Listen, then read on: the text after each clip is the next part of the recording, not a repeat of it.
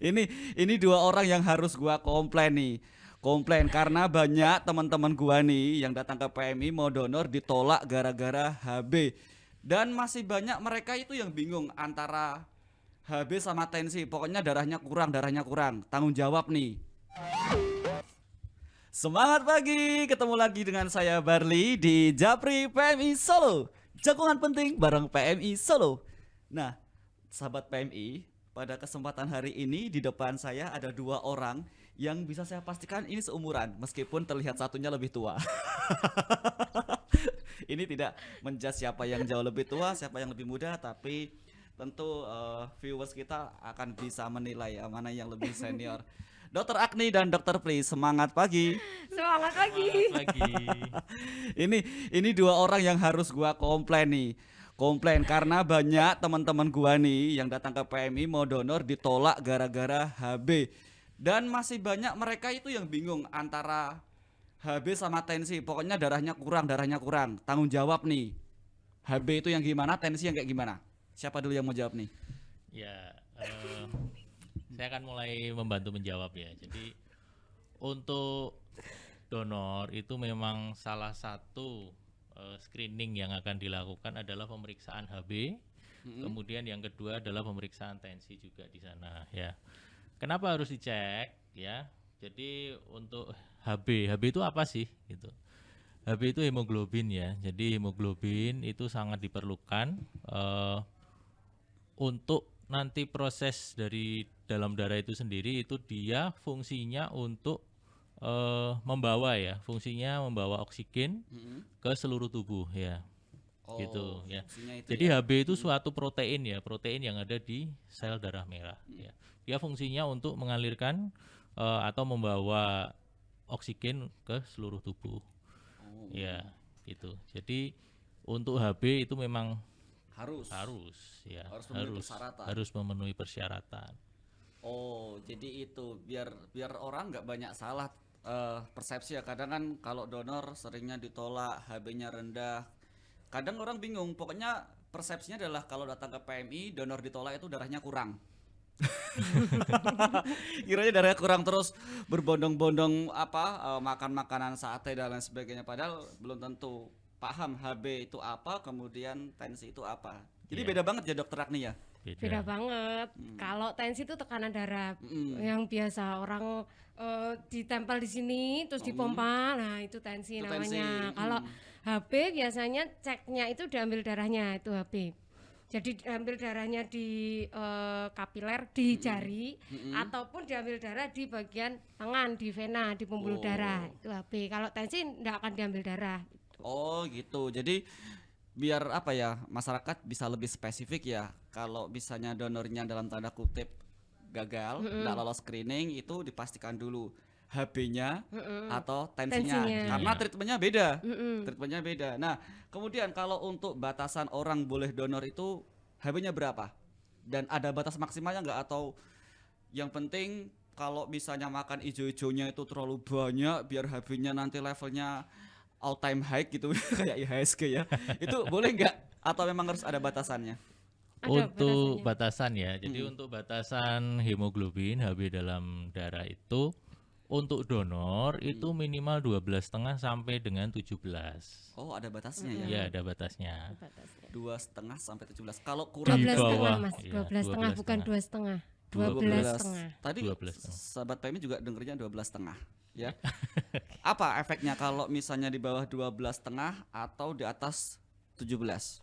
Ini ahlinya Dokter Pri. Tuh. Oh, aja yang iya Monggo, karena lebih senior ya kayaknya Oh, ya. lebih Lebih senior. senior, Dokter Saya Pri. kan juniornya. Junior, Iya. betul. Gimana Dokter Pri? Jadi HB rendah itu bisa dari banyak faktor ya. Kalau dari HB rendah itu salah satunya bisa dari kelelahan atau kurang kelelahan. istirahat. Kemudian faktor nutrisi juga Nutrisi. bisa. Terus yang utama juga karena faktor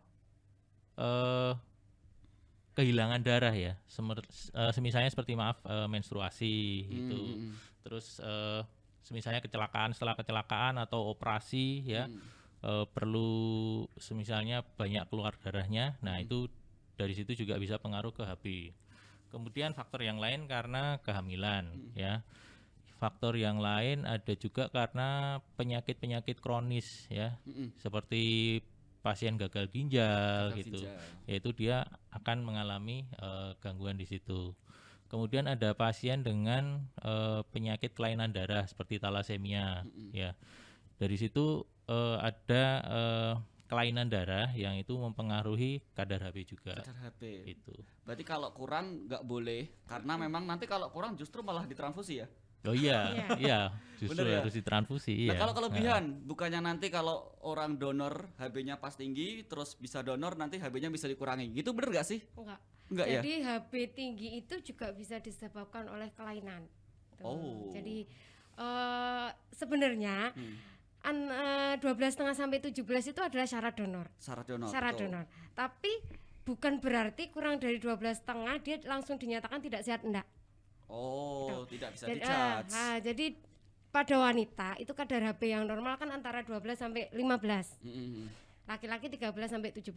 Oke. Nah, seorang wanita di kadar HB 12 dia enggak bisa donor dong. Tentu. Ya, karena kan syaratnya memang 12,5 sampai 17. 12,5, betul. Tapi dia masih termasuk sehat, masih termasuk normal. Nah, gitu. Intinya seperti itu. Terus kenapa kok pasti ada pertanyaan, saya bantu Mas Barli ya. Oh iya. Ya. Pasti Terus, akan ada iya, pertanyaan betul. kan. Kan sudah baca pertanyaan pasti. Dia udah baca skripnya duluan. Jobnya host bisa dikurangi, nggak apa-apa gitu. Bagi royalti dong. Seolah-olah biar hostnya itu nggak pintar, terus narasumbernya bisa membuka. Karena saya tahu narasumber utamanya kan Dokter Pri. Dokter Ani kan hanya pelengkap, pendamping ya kan, boleh lah, job saya diambil. Oke, Oh, saya Jangan kan- gitu dong. Saya kan 50-50. Sama senior nggak boleh Oh lah iya kayak deh, gitu. sama senior. Saya 50-50, Oh, MC bisa, narasumber bisa. Oke, gitu, oke, ya. ya.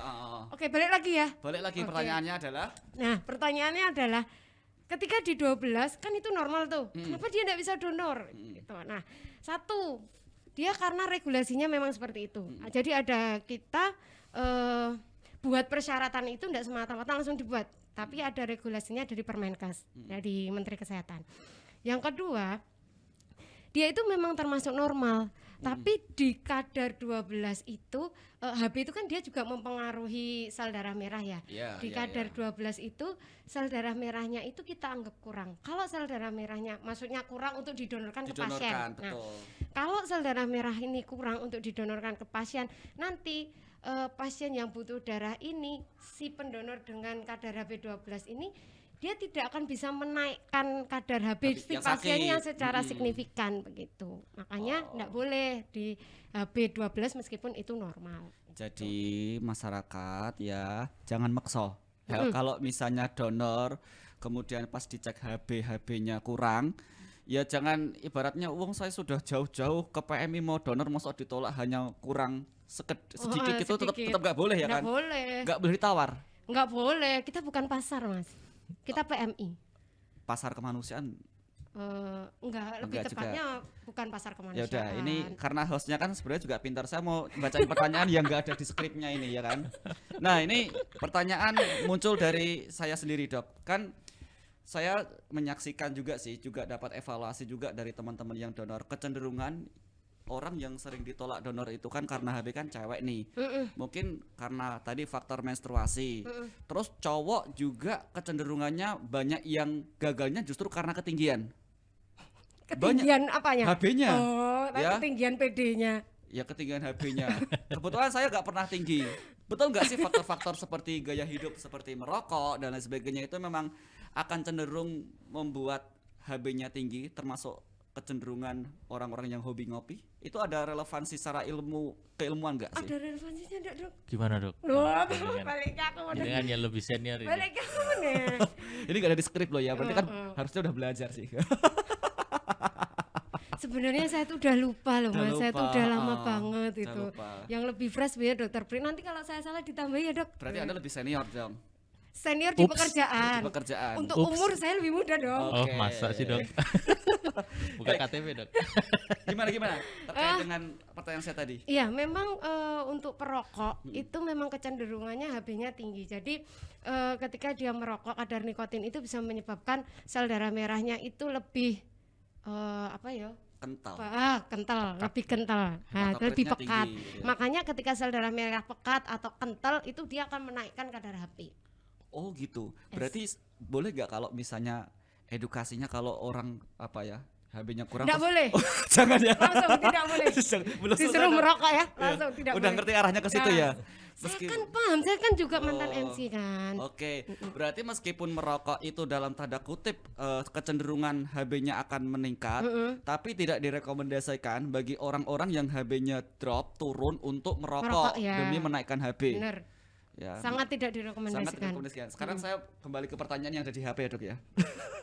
Nah, kemudian gini, tadi mungkin sudah dibahas secara secara singkat, tapi saya ingin informasi yang lebih detail lagi terkait dengan bagaimana kalau seseorang yang ingin menaikkan kadar HB-nya dan bagaimana seseorang yang sudah kadar HB-nya terlalu tinggi untuk mengontrol Untuk diturunkan. bisa normal kembali. Monggo dok.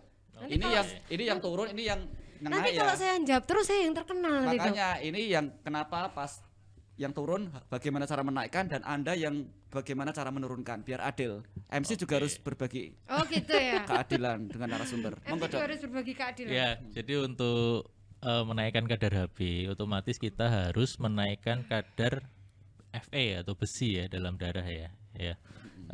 Yang lain adalah penaikan kadar asam folat. Itu dari mana ya? Dari makanan.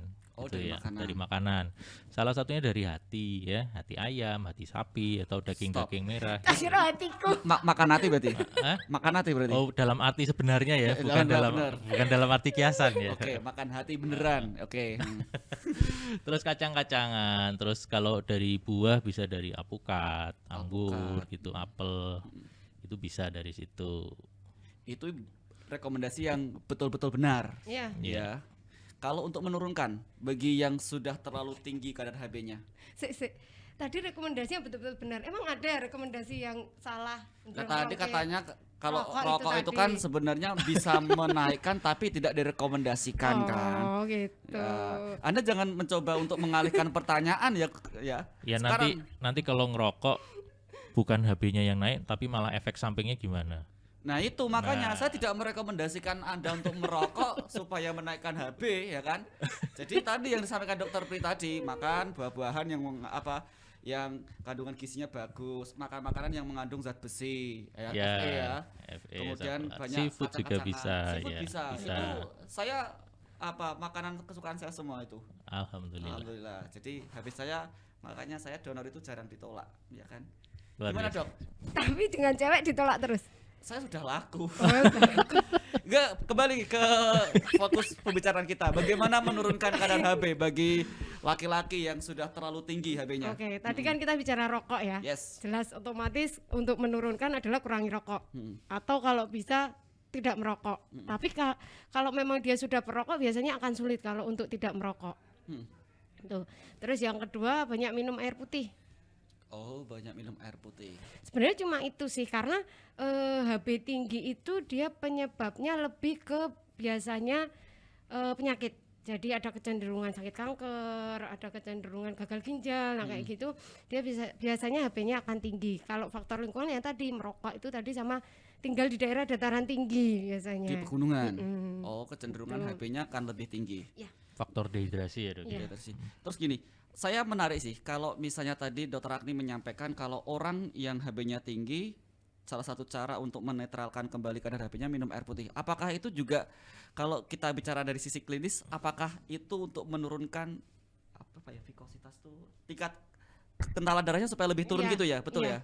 ya? Karena ketika kita dehidrasi kurang air putih itu viskositas tinggi atau kekentalannya tinggi dan kalau kekentalan darah tinggi kan HB-nya akan meningkat. Oh gitu. Jadi ini untuk sahabat PMI yang sering datang ke PMI ditolak meskipun ini golongan yang minoritas sih sebenarnya sih kalau saya lihat sih. Oh iya. Yang HB-nya ketinggian tapi kita bisa netralkan dengan konsumsi air putih yang cukup ya. Jadi yang rokok-rokok, yang ngopi-ngopi mungkin kalau mau pas donor bisa dikurangi sedikit-sedikit. Itu kalau enggak tinggi banget ya Bar, tapi kalau dia sudah tinggi di HB 20, 21 kayak gitu dengan edukasi yang seperti itu biasanya turunnya itu nggak bisa cepat. Signifikan. Nggak bisa signifikan. Jadi harus dengan plebotomi terapi donor. Oh, selama ini rekornya berapa, Dok?